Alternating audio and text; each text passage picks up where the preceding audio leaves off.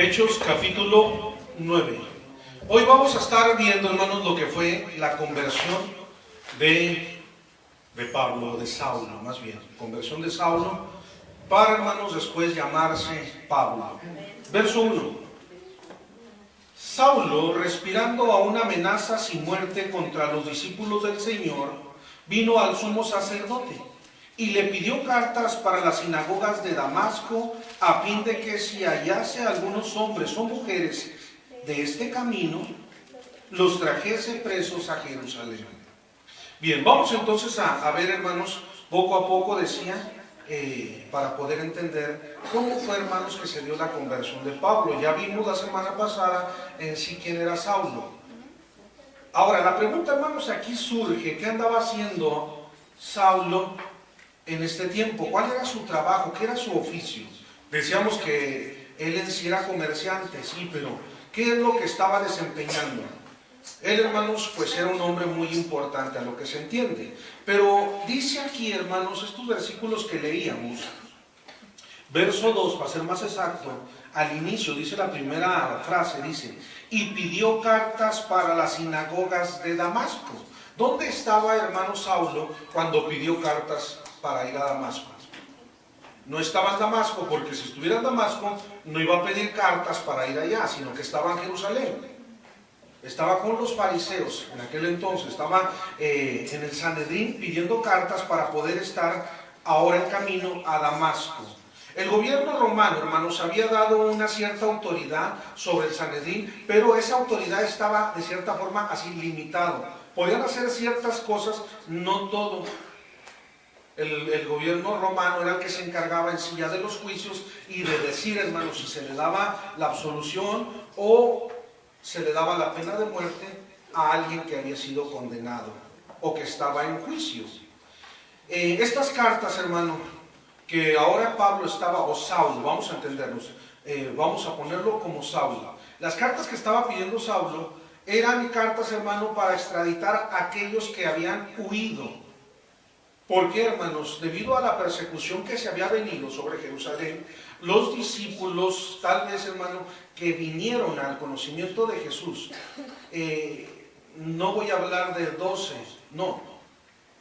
Si bien recordamos, hermano, fueron 500 los que fueron a despedir a Jesús cuando ascendió al cielo. Tal vez, hermano, muchos de ellos regresaron, porque solamente, hermano, quedaron 120, 380, se apartaron. Pero tal vez regresaron nuevamente, hermano, cuando se dieron cuenta de lo que estaba sucediendo. Y Jerusalén, hermano, se estaba llenando de cristianos. Y Saulo se levanta a hacer ese trabajo sucio, que alguien lo tenía que hacer. Y vaya, le tocó ese trabajo a Saulo.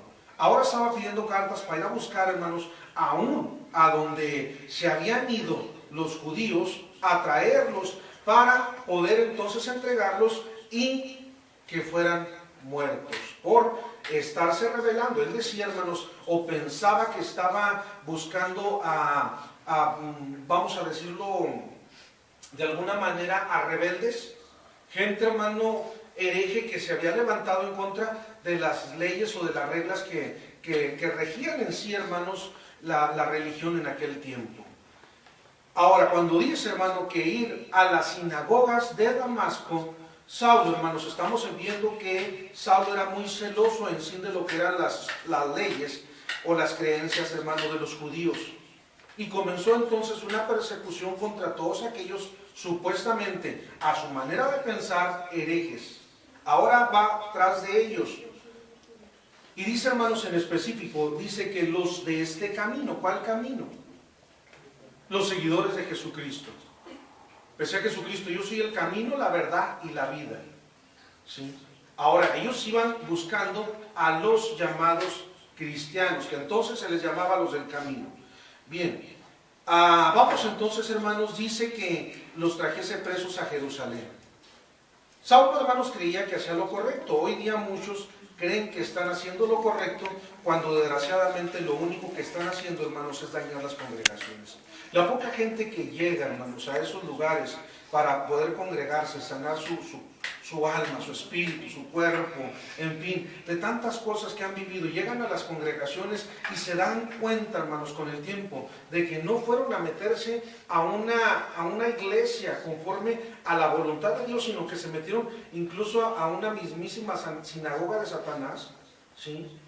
Vaya, ¿cómo sabe la gente? Y los que están ahí como líderes piensan que están haciendo lo correcto. Y tal vez, hermano, muchos de ellos, porque se han cegado, han cerrado sus oídos, o simplemente no hay nadie que les diga que están mal. Y mientras no haya quien se levante y diga, hermanos, que se está caminando mal, pues uno como líder va a pensar que va bien. Entonces, Saulo creía que estaba haciendo lo correcto. Era su forma de pensar. Vamos al verso 3, dice: mas yendo por el camino, aconteció que al llegar cerca de Damasco, fíjese, no alcanzó, hermanos, a cumplir ese cometido que él tenía, o la propuesta que se había hecho para alcanzar, tal vez, hermanos, él quería lograr una popularidad o ser reconocido como un hombre poderoso, un hombre, hermanos, de autoridad, y un hombre que fuera temido en toda esa región. Pero dice: repentinamente le rodeó un resplandor de luz del cielo, y cayendo en tierra, oyó una voz que le decía: Saulo, Saulo, ¿por qué me persigues? Pero bien, vamos a ver esta frase que dice cerca de Damasco. La ciudad de Damasco, hermanos, estaba relativamente a 280 kilómetros al norte de Jerusalén. No era muy larga la distancia, hermanos, estaba cerca. Dice uno, pues bueno, aquí en automóvil, pues aquí uno llega a 280 kilómetros. Y si es más de esos, ¿cómo se llaman? Más furioso que rápido, pues llega más pronto, ¿verdad? Pero en aquel entonces era una travesía, hermano, en la cual tenía que tener mucho cuidado porque había muchos caminos peligrosos. Bien, había varias rutas, hermano, que unían a esta ciudad de Jerusalén con Damasco. Y Saulo, hermanos, pensó que el hecho de tener incluso él un grupo de guardaespaldas o gente, hermano, que se encargaba de apoyarlo en su tarea, creía que nunca le iba a suceder nada. Pero ¿cuál fue la sorpresa? Que ya estando cerca de Damasco, vaya, tiene este encuentro precioso con Jesucristo. Y dice que oyó una voz. ¿Por qué oyó esa voz, hermano? Porque Cristo confronta. Cuando Cristo llega, hermanos, a la vida de Saulo, Él lo confrontó. Él no se anduvo, hermano, con eufemismo, no se anduvo con tapujos, Él no se anduvo con rodeos, ni anduvo, hermano, por las ramas. Él fue directamente al corazón, ¿sí?, de Saulo, y le dice: Saulo, Saulo, ¿por qué me persigues? Mire, si Jesús no hubiera sido directo, hermano, con Saulo, Saulo tal vez hubiera vacilado o hubiera hecho, hermanos, otra manera, o hubiera actuado de otra forma. Pero la manera en la cual Jesús trata con él, sabe que Saulo, hermano, reconoció la voz de Jesús. Aunque no lo había conocido. Era contemporáneo tal vez de Jesús en ese tiempo, pero no lo conoció. Pero tanto, hermanos, adquirió conocimiento de ese Galileo, hermano, que enseñaba por esa región de Judá. Mire, Saulo enseguida entendió de quién se trataba esa voz.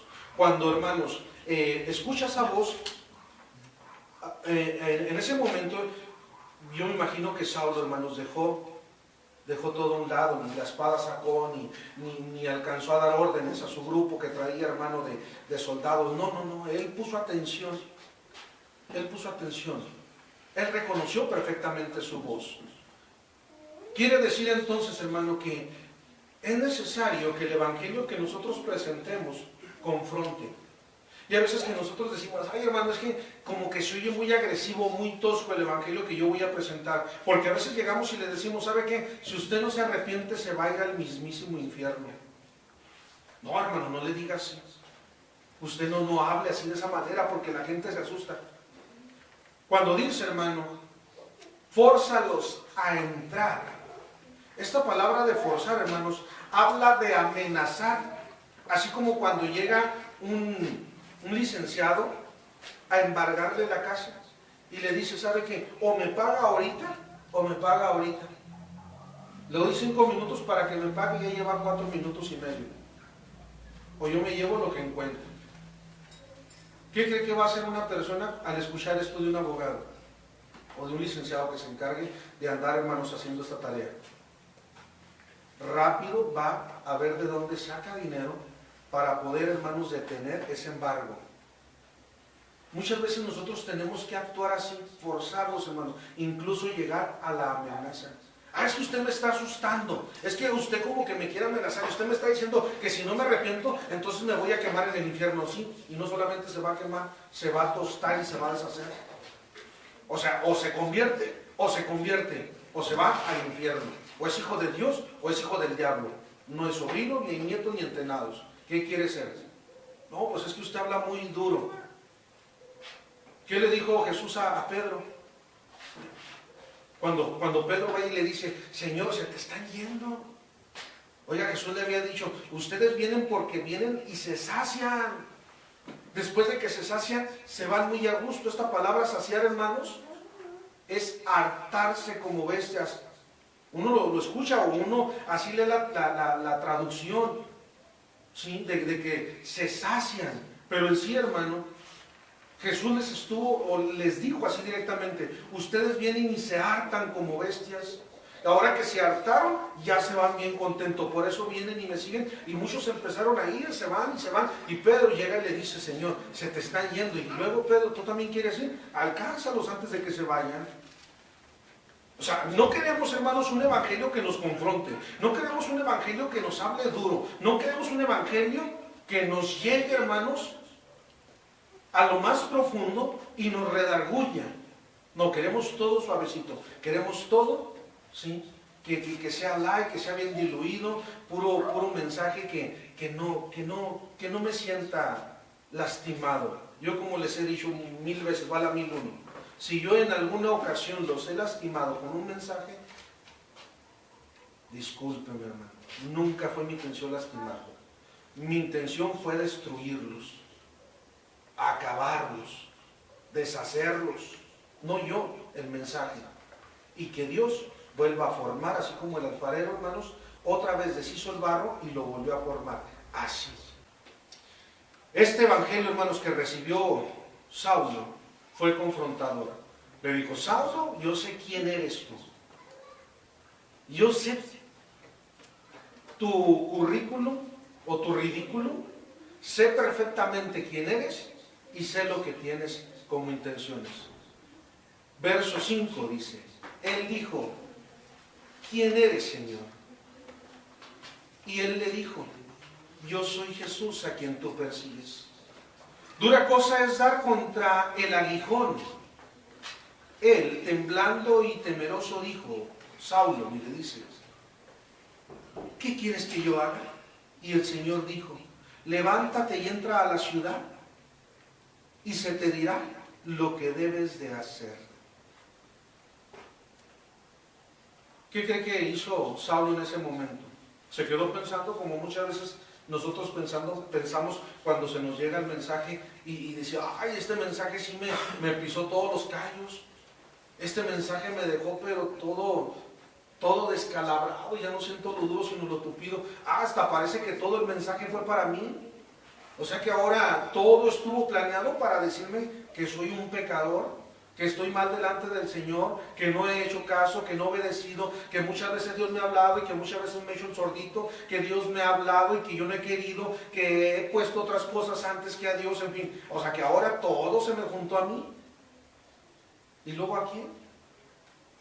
A veces así como me dicen, ay, hermano, esa fue una indirecta. No, no es indirecta, es directa. Porque si no fuera directa, hermano, pues no la diría aquí, la diría en otra iglesia. Así de fácil.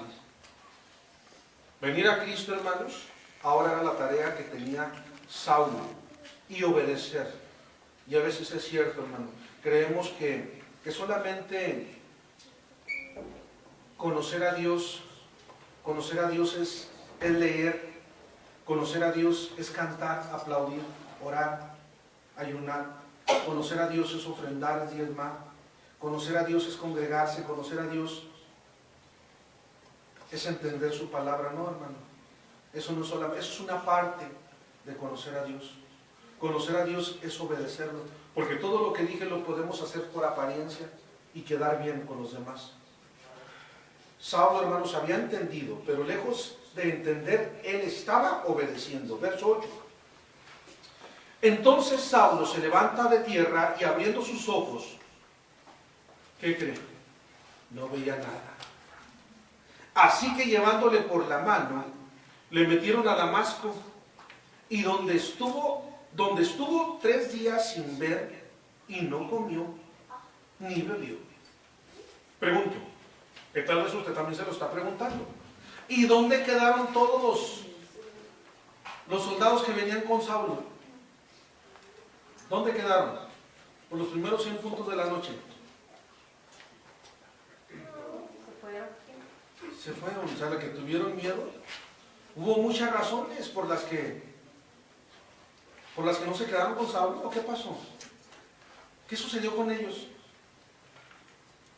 ¿Qué tal vez dijeron, más vale cobarde vivo que valiente muerto? ¿O aplicaron el proverbio 25.310? Más vale que digan que aquí corrió que aquí quedó. ¿Dónde quedaron todos ellos? Pues no que muy hombrecitos, no que muy fuertes, no que muy poderosos, no que llevaban cartas, no que llevaban la autoridad y que podían matar a quien se le pusiera. ¿Dónde quedaron? No, hermano, es que delante de la presencia de Dios nadie se puede resistir. Y el asunto es de que Dios, hermano, Jesús en ese momento tenía un trato directamente con él, con Saulo, no con ellos. Ya a ellos habrá su tiempo. Y a veces que nos la pasamos nosotros, hermano, echándole la pelotita a los demás. Ahora, ¿qué te hablan? Hermano, es para ti el mensaje. No, no es para ellos, es para uno. Saulo recibió el mensaje. ¿Y sabe qué? Tal vez Saulo le dijo, ustedes váyanse a su casa, váyanse de vacaciones, tú agárrate un barco y vete a las Bahamas, no sé qué, a donde quieran irse a pasear. Váyanse de shopping allá al tianguis de Corinto, no sé. Váyanse a hacer algo. A mí déjenme con lo que yo tengo que hacer. A mí déjenme a solas con Jesús. Que hay algo entre él y yo, una relación personal.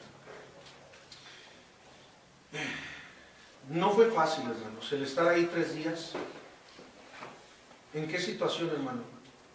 Hay veces que Dios nos lleva o nos trae a hacer algo y que durante el trayecto, hermano, la transición que Dios está operando en nuestras vidas, hay veces que nos hace vivir o pasar o sentir fracasos.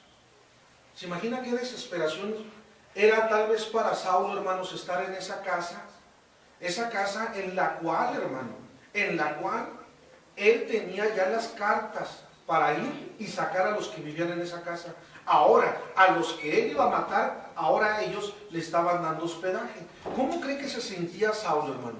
¿De qué manera cree que se sentía? Humillado, se sentía fracasado, se sentía sin autoridad, se sentía sin valor, se sentía sin estima, se sentía, hermano, el peor de todos los hombres. Ahora necesitaba, pero vaya, su orgullo no se doblegaba, 3 días sin comer. ¿Se imagina?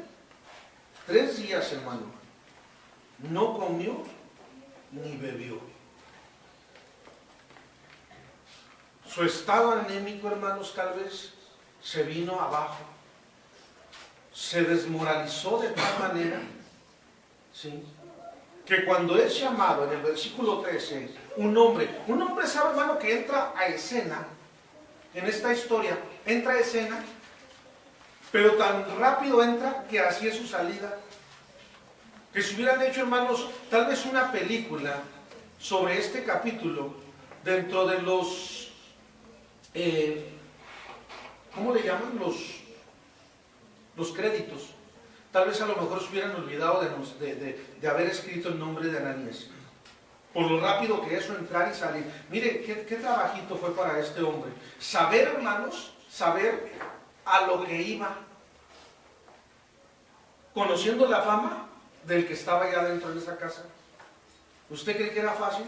No era fácil, hermanos, tanto Saulo, estar ahí encerrado esperando a que Jesús tratara con él o terminara lo que había empezado, como para Ananías, hermano, ir a orar por alguien, hermano, que tal vez el día de mañana pudo haber sido su verdugo. Bien, dice el verso 13. Entonces Ananías respondió: Señor, he oído de muchos acerca de este hombre. ¿Cuántos males ha hecho a tus santos en Jerusalén? Y aún aquí tiene autoridad de los principales sacerdotes para prender a todos los que invocan tu nombre. Ananías, hermano, dudaba. Ananías tenía ciertas reservas sobre Saulo.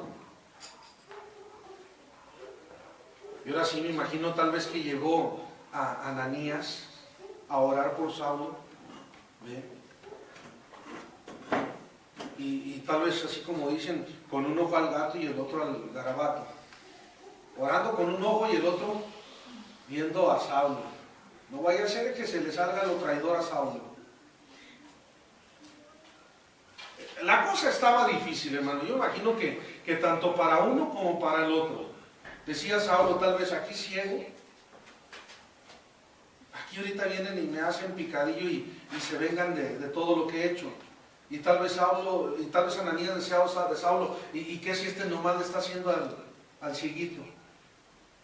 Y quiere saber, meterse como un infiltrado y tal vez venir y checar cómo vivimos, qué hacemos, y después llegar con todo su grupo de soldados para matarnos a todos. Vaya, estaba la situación, pero ¿por qué hizo caso entonces, o por qué obedeció, hermanos, a ese llamamiento Ananías? Porque Jesús trató directamente también con Ananías. Verso 15, el Señor le dijo: ve porque instrumento escogido me es este. Fíjese, instrumento escogido para llevar mi nombre en presencia de los gentiles y de reyes y de los hijos de Israel.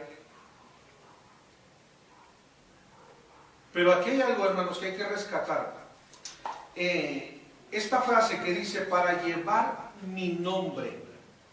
Cuando dice llevar mi nombre, hermanos, no está solamente de predicar a Jesús, no.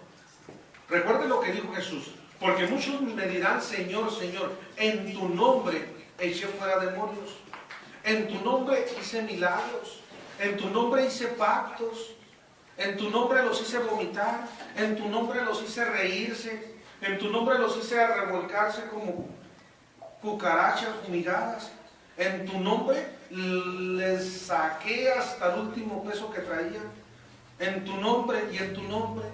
¿Sí? ¿Y qué va a decir Jesús? Pues yo no los conocí.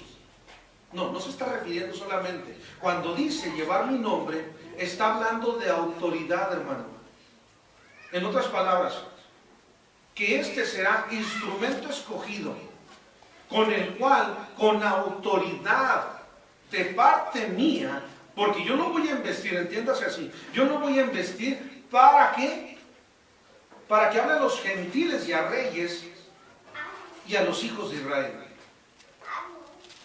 Si yo ahorita voy, hermanos, a la presidencia y quiero hablar con el alcalde, ¿qué creen que me van a decir? Que pase con el auxiliar, del ayudante, del asistente, del coordinador, del secretario, del presidente. A ver cómo está la agenda. Pero si soy, hermano, enviado, ¿sí? Enviado, hermano, por otro presidente de otro país, como embajador, ¿usted cree que me van a mandar hasta el último a ver a qué horas me atienden? No, hermano. Enseguida el alcalde va a decir, ciérreme todas las juntas que tenía, cancéleme la agenda, porque tengo que recibir al embajador, ¿sí?, de la República del Congo. Así de fácil. ¿Usted cree que, y ahorita lo vamos a ver, por qué estoy diciendo esto, hermano? ¿Usted cree que nada más por llevar el nombre, cuántos ahorita no predican con el nombre de Jesús? Ahora, ¿qué autoridad hay en ellos? ¿No andaban unos predicando en el nombre de Jesús y se les apareció por ahí un endemoniado y los mandó hasta sin ropa? ¿Por qué? Porque no tienen autoridad, hermano. Entonces, no es solamente predicar en el nombre de Jesús, sino tener la autoridad que Él delegue sobre nuestra vida, que seamos investidos. Saulo, entonces, había sido ahora investido, hermano, por el Espíritu Santo. Vaya, llega Ananías, ora por él, y sucede, hermano, cambios, hermano, que tal vez ni Ananías estaba acostumbrado a ver. Para empezar, recobra su vista. ¿Sí? Verso 19. Verso 19. Y habiendo tomado alimento, oye, ya viendo, ¿verdad?, lo que estaba sucediendo, ¿a quién no le van a dar ganas de comer? Y que tal vez si ese día le prepararon, hermano, lo que tal vez le gustaba a Saulo, pero como no lo veía, pues ni se le antojaba. Dice por ahí, ¿verdad?, el proverbio 320, que ojos que no ven, corazón que no siente. Y decía él, pues me la están platicando muy bonita, pero pues de la vista nace el amor, y de la bolsa sale el dinero, pero pues ¿cómo le hago? Pues si no veo, ¿qué me voy a comer? Mejor no como. Pero ya una vez que él recobró la vista, ¿qué fue lo primero que hizo? Verso 19. Y habiendo tomado alimento, recobró fuerzas. No era Popeye, hermano, ni era Espinacas, pero igual tomó fuerzas, dice. Y estuvo Saulo por algunos días. Me llama la atención esto, hermanos, esta frase. Y estuvo Saulo por algunos días con los discípulos que estaban en Damasco. Enseguida predicaba Cristo en las sinagogas, diciendo que este era el Hijo de Dios. Bien, quiero enfocarme un poquito, hermanos, en lo que esta frase dice, que estuvo Saulo por algunos días. ¿Qué cree que estuvo haciendo Saulo? ¿Qué cree que hacía Saulo en esos días en Damasco? ¿Escondiéndose? No vaya a ser, hermano, que los del Sanedrín se den cuenta de lo que ha sucedido y vayan a buscar ahora a Saulo por traidor, por cambiarse de partido político y ahora es de la izquierda y no de la derecha. ¿Qué cree que estaba haciendo Saulo? Por los segundos 200 puntos de la noche. No estaba predicando. Recibiendo, ¿no? Mire, mientras estuvo ahí, hay veces que nosotros, hermano, resulta que a mí me conocían por Juan Camané en el mundo. Yo era Juan Camané. Mascaba chicle y ponchaba trenes de a montón, tururú. Sí, allá en el mundo. Ahora vengo a Cristo, me convierto el viernes en una campaña bien pentecostés, al aire libre, acepto a Cristo, porque me empujaron, me pellizcaron y me aventaron para que aceptara a Cristo, lo acepté. Sí, de la iglesia del tabernáculo del desierto. Ya se convirtió Juan Camané el viernes en la noche. ¿Qué cree que van a hacer el domingo? No van a creer. Hermana, van a estar organizando ya el testimonio, el testirrollo más bien, que va a dar Juan Camané de su conversión. El viernes se convierte. El sábado, pues ahí más o menos les platica quién fue Juan Camané en el mundo. Y el domingo le dice el pastor de ahí del templo del tabernáculo en el desierto, hermano Juan Camané, pásele a que dé su testimonio. Y tal vez aquel hermano, esperando, ¿verdad?, ser el día del mañana el superapóstol ahora, dice enseguida, sí, claro que sí, aunque no me den ofrenda ni diezmos, yo paso. De a gratis esta va a ser. ¿Qué cree que puede decir Juan Camané, hermano? ¿De cuál chicle mascaba? ¿O cuántos trenes ponchaba? ¿Qué cree que puede decir una persona que se acaba de convertir? ¿Qué cree que puede decir una persona así? Lo que era en el mundo, ¿no? Lo que era en el mundo. Mira, hermana, un día me tocó, y esto fue un pastor, y es verídico. Decía este pastor como su testimonio. Decía, hermanos, en una campaña, decía, Y cuando yo andaba en el mundo, dice, me agarraron en el baile unos y me golpearon. Y traían unas botas, todavía no eran las tribaleras, pero igual estaban picudas. Dice, traían unos picotes, unos picototes en las botas. Dice, ¿sabe que me dieron de patadas que no me pude sentar en muchos días? Él lo decía con todas las palabrotas. Usted entiéndase cómo le fue y dónde le fue. Pero hermano, de veras, mire hasta caminar. No, hermano.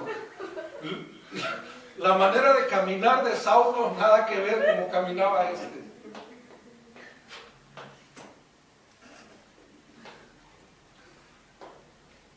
¿Será propicio poner una persona con 2 días de haberse entregado a Cristo a dar su testimonio? Y de repente pasar y dar unas sandezas, hermano, aquí de cosas que ni al caso. Y luego de repente resulta que Juan Camaney sea de esos apasionados, hermano, y que empiece a hablar y a decir que yo era esto, yo era lo otro, y hacía, y que vendía, y compraba, y la fumaba, y la extendía, y tal. No, hermano, y hasta se le salgan los sapos, culebras, cucarachas, tepocates, ranas y culebras, y ay, es que, pues entiéndanme que apenas porque los hay, hermano. Los hay. O que el momento que le digan, ahora sí, hermano, Juan Camaney, pase para que dé su testimonio. Y Juan Camaney pase aquí enfrente y diga, bueno, hermanos, primero, antes de, permítame, de Tim Marín de Doping, güey. Ahora sí, ahí les va mi testimonio. ¿Cree usted que estaría bien hacer eso? Pues los hay. Los hay. ¿Sabe por qué, hermano? Por tal de ver la oportunidad de traer gente a la iglesia. ¿Qué sucedió con la prima Yuri? Yo me acuerdo cuando vino, hermano, su primera vez aquí en Juárez, con el primo Luis Palau.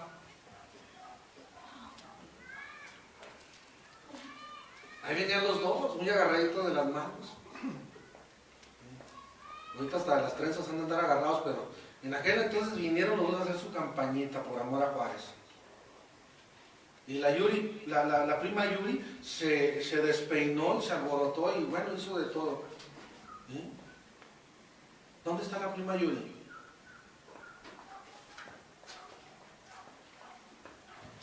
Eso por poner un ejemplo. Por poner uno de tantos. El queridísimo primo Adán Ramones. No se convirtió y a los días de convertido ya estaba dando su tisterrollo ahí en el Tuyú. No, que Dios me habló, que Dios trató conmigo, ¿verdad que sí, mi amor? ¿Verdad que sí, mi cielo? Sí, mi amor. ¿Verdad que Dios nos habló y que nos dijo que cambiáramos y que dejáramos los monólogos? Ahora voy a dar los 5 puntos, pero en el Evangelio, ¿verdad que sí, mi amor? Claro que sí, mi vida. ¿Verdad que sí, mi cielo? Claro que sí, pochonguito, ¿verdad? ¿Cómo dicen ahí? Terrón de azúcar. Rincromado. Cuchi. ¿Ahora los han visto cómo se dan sus declaraciones en la televisión los dos? ¿Los ha visto cómo se agarran los dos? ¿Sí los ha visto? Búsquelos allá en Tuyú también, ahí están. ¿Dónde está entonces, hermano? Pues no que mucho amor entre ellos dos ahí dando declaraciones de su conversión a Cristo. Y ahora están divorciados, ¿por qué? Porque al otro se le fueron las cabras al monte. ¿Se fija? O sea, si le seguimos, aquí nos agarramos toda la noche. ¿Qué creen que hizo Saulo? Tal vez por ahí, hermano, hubo alguien que le dijo, Saulo, ¿qué? ¿Cómo ven? Nos aventamos la primera campaña. Testimonio de poder. Noche de avivamiento y noche de júbilo, milagros, sanidad, prodigios y de todo va a haber. ¿Y qué cree que dijo Saulo? Vamos a estarnos un tiempo aquí. Yo necesito aprender, necesito cambiar mi mente, cambiar mi corazón, cambiar mi forma de sentir. Necesito ser transformado. Yo necesito verdaderamente vivir ese arrepentimiento, ese cambio de mente. Ya después haremos campañas, ¿por qué no? Pero ahorita no. Yo necesito necesito entender, conocer y obedecer a quien me llamó. Verso 21. Bien, vamos a ver la frase, hermanos, que está en el verso 19. Quiero ir todavía que vamos un poquito en lo que es. Dice, estuvo Saulo por unos días con los discípulos que estaban en Damasco. Vaya, y aquí dice, y enseguida predicaba a Cristo en las sinagogas. ¿Qué hacía? Predicaba, no enseñaba. Una cosa es predicar, otra cosa es enseñar. Aquí estaba él predicando, no enseñando. ¿Por qué? Porque todavía no era el tiempo de enseñar. Ya después, hermano, vamos a ver el tipo de enseñanza que Pablo daba. Ahorita solamente predicaba, ¿sí? Entiéndase esto.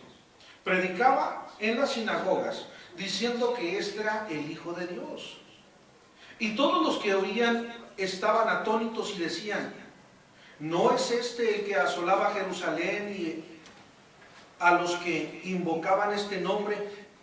Y a eso vino acá, para llevarlos presos ante los principales sacerdotes. ¿Se fijan? Asombraba, estaban atónitos. O sea, algo está sucediendo, hermanos. ¿Qué está pasando en sí con la vida de Saulo? Un cambio. ¿Un cambio al estilo Yuri? ¿O un cambio al estilo Adal Ramón? ¿O como quién?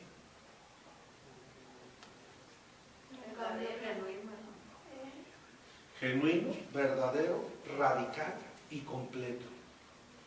Porque a veces dicen, ay hermano, si usted es bien radical, sí, así tengo que ser. Porque así dice. Así dice. Que tenemos que ser nosotros, hermano, cambiados totalmente. No solamente en algunas cosas. Decía Juan Welde que nosotros debemos de cambiar, hermano, dos cosas. Para verdaderamente ser hijos de Dios. Cambiar nuestro corazón, entregarle el corazón a Cristo. ¿Y sabe que también tenemos que cambiar? Esto. Y a veces le decimos al Señor, esta parte, lo que tú quieras, Señor. Con eso no te metas, Señor, esto es mío. Esto es mío, Señor. Y Juan Welde decía, ¿verdad? Dos cosas se tienen que cambiar. Nuestro corazón tiene que ser convertido y nuestra cartera también tiene que cambiar. De esto vamos a hablar el domingo. Y no es de los diezmos ni nada, eso es otra cosa. Vamos, ya usted se dará cuenta. Bien. Vamos a ver, hermanos, qué es lo que se generó con este cambio de vida en Saulo. Ahora, Pablo. Mire, hermanos, en un tiempo que yo me aparto del Señor, ahí va parte de mi testimonio. No me gusta, pero en fin. Me aparté cuando estaba joven, no hace mucho. Me aparté, me fui, hermano, me fue, pero como en feria. Y las algarrobas saben horrible. Cuando vengo a Cristo, hermanos, nuevamente, o más bien Él me trae, porque yo no quería venir, Él me trae y hace una operación nuevamente en mi vida. Ese Sergio se acabó. Qué curioso, ¿verdad? A partir de entonces ya no me volvieron a decir Sergio. Ahora me decían Omar. Y en la iglesia que estaba, hermanos, duré como 2 años y medio, allí congregándome en ese lugar. Casi ya al final, hermanos, del tiempo que estuve ahí, el pastor estaba dando una clase. Y yo estaba sentado mero atrás. Allá mero atrás, hermano, allá estaba sentado. Y luego de repente, no sé por qué el pastor dijo, a ver, el hermano Sergio, ¿qué opina sobre lo que estamos viendo? Mire, todos voltearon hacia atrás. ¿Cuál Sergio? O sea, porque él habló con una confianza y libertad. ¿Cuál Sergio? Voltearon. Y cuando todos voltean hacia atrás, créanme que casi volteo yo también, a ver, pues ya no había más bancas. Digo, ¿cuál Sergio? Y luego ya dice, usted, hermano Maravén, ¿usted qué dice? ¿Qué piensa? Entonces todos me miraban con una cara como si hubiera sido Saulo. Y cuando dice el pastor ese día, dice, bueno, es que el hermano también se llama Sergio. Pero, pues bueno, ya el Señor hizo lo que tuvo que hacer y me cambiaron el nombre, hermanos. Desde entonces a la fecha, en ningún lugar me conocen como Sergio. Sí. Algo así yo me imagino que sucedió con Saulo, ahora Pablo. Bien, ahora quiero, hermanos, entrar a lo que les decía ahorita, del embajador. ¿Con qué autoridad, hermanos, llevaba su nombre? Vamos hasta el capítulo 26. Capítulo 26, verso 24, ya para concluir. Hechos 26, 24, ¿estamos? Bien. Al llegar Pablo a este punto de su defensa, porque mire, después de su conversión, hermanos, Pablo empezó a ser atacadísimo, ¿sí? Ahora sí, hermanos, estaba sintiendo lo que él había hecho tiempo atrás. Ahora estaba ante el rey Agripa. Y mientras estuvo ahí preso, hermanos, tal vez fue torturado, y había por ahí, hermanos, un soldado llamado Festo, que era muy cruel, agarró contra él, algo muy personal. Dice, Festo interrumpió, mientras estaba la defensa de Pablo, y le dijo, ¿estás loco, Pablo? En mucho estudio. ¿Se fija que ahora no predicaba, sino enseñaba? Ya en el capítulo 26 ya no predicaba, ahora enseñaba. Mire, porque mucho estudio te ha hecho perder la cabeza. Mire, verso 25 dice, no estoy loco, excelentísimo Festo, contestó Pablo. Lo que digo es cierto y sensato. Y muchos, hermanos, creen que se vuelve uno loco. Tenemos, hermano, que tener conocimiento o saber entender la Biblia para derribar fortalezas. Cuando nos dice derribar fortalezas, hermano, precisamente habla de como cuando se va a derribar un árbol. ¿Cómo cree que usted le hace para derribarlo? O para que ya no vuelva a brotar ese árbol. Usted llega y lo corta al ras de la tierra o del jardín y ya dice, me deshice del árbol, gracias a Dios que ya no va a volver a salir o no voy a volver a tener un árbol aquí en mi patio. Pero a vuelta de un año, hermanos, o 2 años, ese árbol va a volver a crecer. ¿Por qué? Porque sus raíces están ahí, porque todo está ahí. Y cuando habla de derribar fortalezas, está hablando, hermanos, de hacer ¿cómo se dice? Una zanja o un hoyo alrededor de lo que es la cepa o el tronco, hermanos, en la parte de abajo, y sacarlo con todo para que no pueda brotar. Entonces nosotros vamos a derribar fortalezas ¿con qué? Con los argumentos de mi abuelita, con la enseñanza de mi abuelito, o porque fui Juan Camaney. No, hermanos, aquí yo lo que voy a hablar, o me voy ahora a defender, no va a ser con quien yo fui o lo que yo fui o mis credenciales o mi influyentismo, no. Ahora yo voy a defenderme, o Cristo me va a defender a mí, pero siempre con la Escritura. ¿Por qué? Porque la Biblia es nuestra única regla de fe y conducta como cristianos. Verso 29 dice, y Pablo dijo, quisiera Dios que por poco o mucho, no solamente tú, sino también todos los que me oyen, fuesen hechos tales como yo soy, excepto estas cadenas. ¿Sabe, hermano, de que Pablo hablaba con una autoridad? Con una gran autoridad, hermanos. Que Festo, hermanos, termina callándose. Agripa termina reconociendo. No se convirtió. No se convirtió. Dijo a Agripa, por poquito, Pablo, por poquito y me persuades. Sí. Pero mire, hermanos, ya sería otro tema. A lo que quiero es esto de que la autoridad de Pablo que tenía sobre su vida, hermano, sí, esa autoridad que Jesús le había dado, era lo que lo hacía hablar ahora de esta manera. Y él decía, así como me ven, solamente quítenme las cadenas, pero así los quisiera ver a todos, hasta el mismísimo rey, a todos los quisiera ver. había autoridad, pero también había humildad. Pablo, hermanos, también se presentaba como un padre espiritual delante, ahora, de la iglesia de Jesucristo. Miren, 1 Corintios capítulo 4, verso 14. Dice, no escribo esto para avergonzaros, sino para amonestaros como a hijos míos amados. Verso 15. Porque aunque tengáis 10,000 años en Cristo, no tendréis muchos padres, pues en Cristo Jesús yo os engendré por medio del Evangelio. Verso 16. Por tanto, os ruego que me imitéis. 14, 16. 4, 14, 16. 4 del verso 14 al 16. Dice, no escribo para avergonzaros, sino para amonestaros. Esta palabra, amonestar, hermanos, habla, hermanos, de poner algo en la mente, ¿sí? De inculcar, ¿sí? Por implicación, hermanos, habla de una advertencia, de regañar, pero de regañar de una manera gentil o amorosa. Amén. No es de llegar, hermano, y dar azotazos para que entiendan, cabezones, no.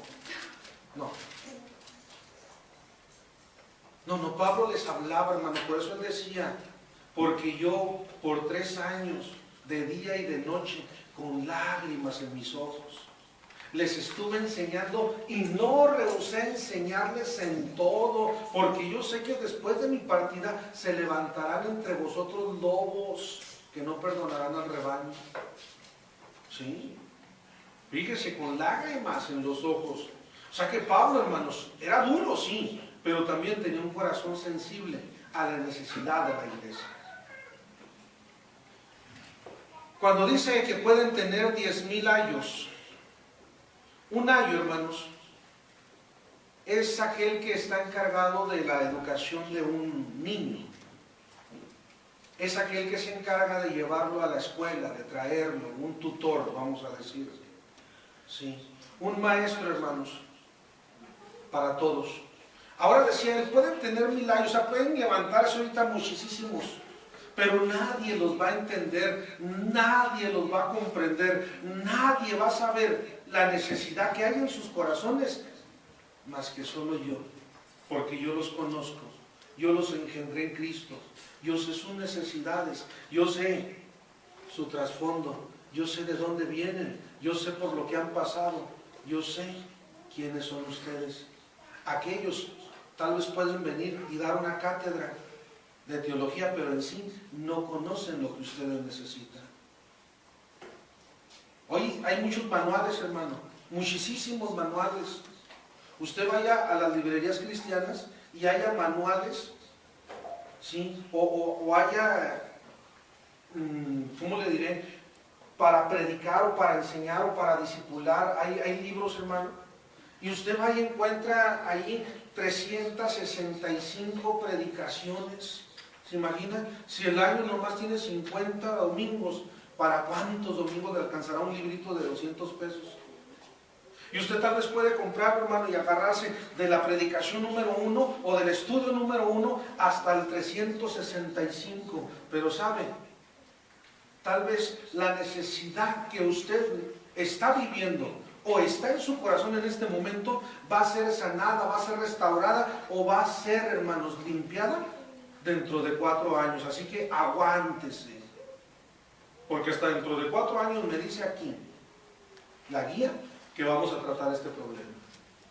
Pero cuando el Padre, hermano, sabe la necesidad, dice, estará muy bueno, sí, en su momento lo daremos. Ahorita yo necesito dar lo que la iglesia necesita escuchar. Ese era Pablo, que daba conforme la iglesia necesitaba. Un hombre digno entonces, hermano, de ser imitado. Concluyo. Hablar, hermanos, del perfil de Pablo no es solamente poner un perfil, una fotografía como en el Face. Ah, qué bonito se ve el perfil, mira, qué guapo. Es una copia barata pero fallida de Brad Pitt Bull, que salió medio borrosa, pero mira, ahí la puso. No estamos hablando de un perfil así, hermano. Por eso esto nos va a llevar tal vez algunos meses. Hablar, hermanos, de la biografía, entonces, en otras palabras, de Pablo, para poder decir que es un hombre digno de imitar, hermanos, nos va a llevar tiempo. ¿Sí? Filipenses, anótenle solamente, se lo digo así rápido, Filipenses 3:17. Decía él: sed imitadores de mí y mirad a los que así se conducen según el ejemplo que tenéis en nosotros. Filipenses capítulo 4, verso 9. Lo que aprendisteis y recibisteis y oísteis y visteis en mí, esto haced. Primera de Corintios capítulo 4, verso 16 dice: por tanto, os ruego que me imitéis. Y Primera de Corintios capítulo 11, verso 1 dice: sed imitadores de mí, así como yo de Cristo. Ser imitadores. ¿Qué es imitar, hermanos? Ser, hacer, implica hacer lo que el otro hace. Sí, vivirlo, sentirlo. Porque hay muchas maneras, hermano. Yo tal vez ahorita escucho un mensaje, lo escucho, me lo aprendo, vengo y lo repito. Yo tal vez leo un libro, muy buena enseñanza, vengo y la repito. Sí. Pero no hay mejor enseñanza que la que uno ha vivido. Que el cambio generado en uno para poder decir entonces: sed imitadores de mí como yo de Cristo. ¿Por qué? Porque para ese entonces, hermano, había muchas confusiones dentro de las iglesias. ¿Por qué? Porque muchos, hermanos, no conocían realmente a Jesucristo. Por eso se habían creado tantas confusiones y doctrinas erróneas. Porque a Jesucristo solamente fueron 33 años los que tuvo de vida, de los cuales solamente 3 años y medio llevó un ministerio. Muy poco. Y nunca salió, hermano, nunca salió de su provincia. Poco se conocía de Jesús, de las enseñanzas de Jesús.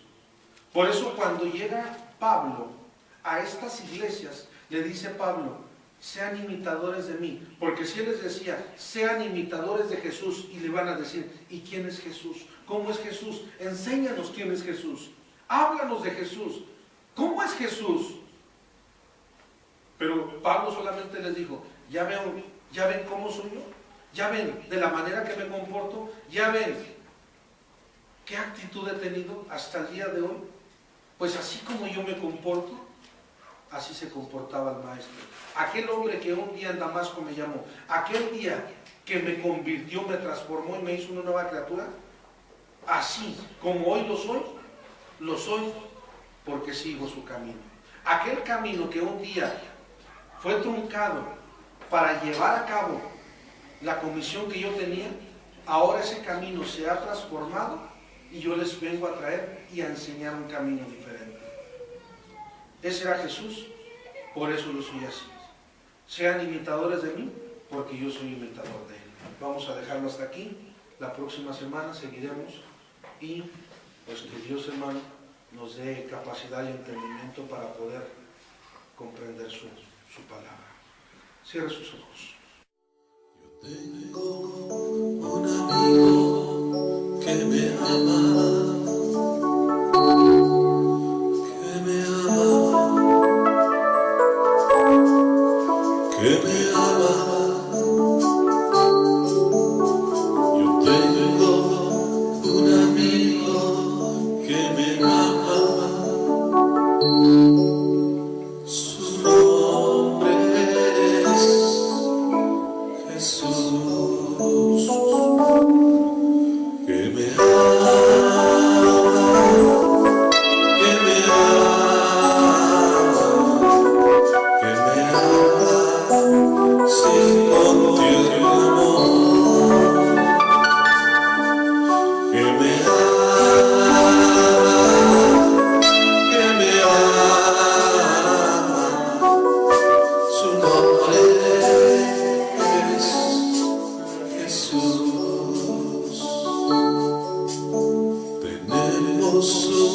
amigo que nos ama,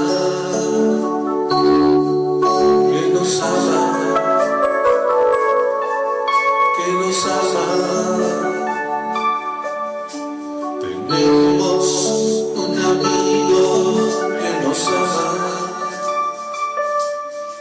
su nombre es Jesús, que nos ama, que nos ama, que nos ama, sin contigo y amor, que nos ama, que nos ama, su nombre es Jesús. Y en la cruz, yo primero, y las manos